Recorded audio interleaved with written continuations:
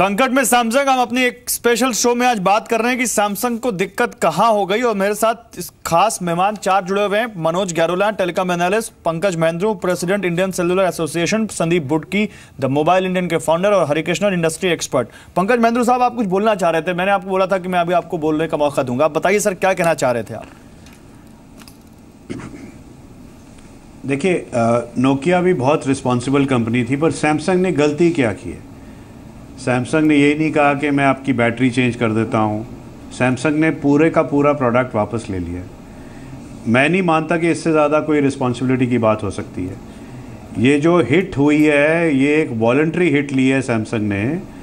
अगर हम कह रहे हैं 20 मिलियन फ़ोन हैं, तो अगर इनका बिल ऑफ मटेरियल भी लीजिए तो ये कोई 7-8 बिलियन डॉलर के आसपास का उन्होंने रिटर्न लिया है।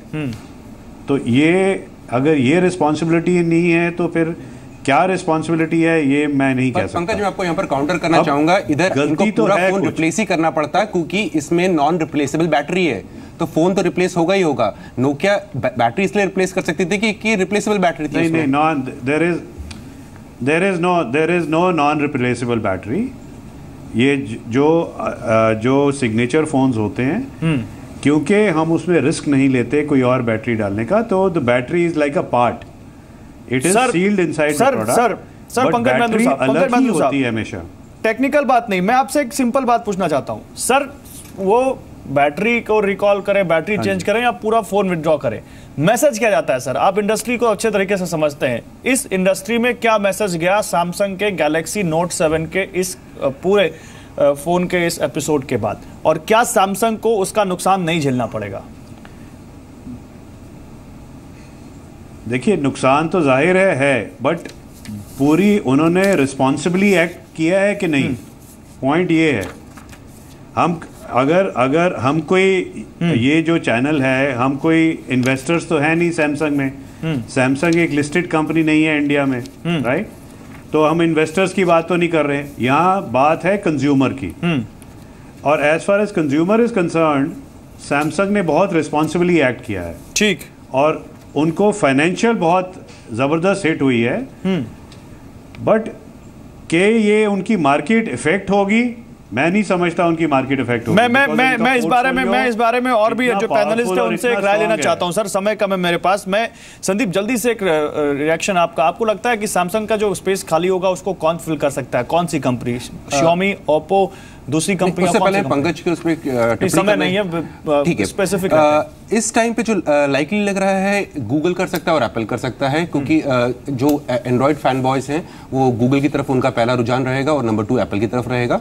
और सबसे इंपॉर्टेंट बात यह कि जो आप झटके की बात कर रहे हैं, हमें थोड़ा झटका लगेगा सैमसंग को, क्योंकि जो 60,000-70,000 का इंसान फोन खरीदने वाला इंसान है, वो हमेशा ब्रांड लॉयल बंदा होता है, तो उसको थोड़ा लॉयल्टी की उसकी डगमगाने लगेगी इस। ठीक है, आप भी यही समझते हैं हरिकृष्णन, या आपको लगता है कि नहीं, यहाँ पर एक गोल्डन चांस है उन कंपनीज के लिए जो यहाँ पर सैमसंग के इस खाली स्पेस को फिल करने के लिए उनके पास एक अच्छा मौका है? देखिए, टॉप एंड में खाली स्पेस में सिर्फ मैं तो कहता हूं कि गूगल भी नहीं फिल कर सकता। ये जितने भी कंज्यूमर्स हैं सारे एप्पल ले जाएगा। गूगल पहले भी अपने 2 फोन्स ला चुका है, एक ऑपरेटिंग सिस्टम ला चुका है। ये प्रीमियम एंड कंज्यूमर गूगल को हमेशा अलग नजरों से देखता है। I think this crisis is good for Apple at this point of time, okay, and not anybody else. ये Xiaomi, Oppo, I don't think so. उनके लिए ब्लेसिंग इन डिस्गाइज हो गया ये तो कहीं ना कहीं। मनोज गैरोला साहब, आप भी ये सोचते हैं? जी, मुझे लगता है कि ये थोड़ा टेम्पररी इफेक्ट होगा, और एप्पल इस जो भी ये मार्केट है इसको लेगा, लेकिन थोड़े टाइम के बाद जो सैमसंग का लॉयल कस्टमर है उसके ध्यान से ये सारी बात हट जाएगी, और अगर सैमसंग के जो अच्छे जो आएंगे फोन्स, तो वो लोग वापस उसकी तरफ जाएंगे। चलिए, बहुत शुक्रिया सर आप सभी लोगों का हमारे साथ जुड़ने के लिए।